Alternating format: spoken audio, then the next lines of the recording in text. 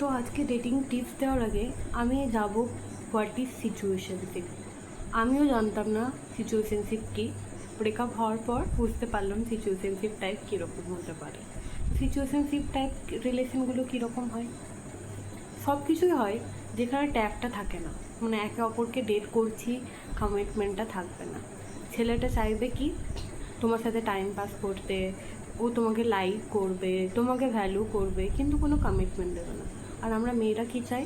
আমরা মেয়েরা চাই কমিটমেন্ট, মেন্টাল একটা লেভেল, যে আমাদের at the end of the day কেউ আছে আর রিলেশন আছে।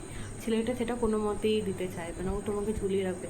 না, রিলেশনে এখন তৈরি না, আমরা ভালো বন্ধু থাকি, রিলেশনে বিশ্বাস করি না, এরকম তোমাকে ডিলে করে যাবে।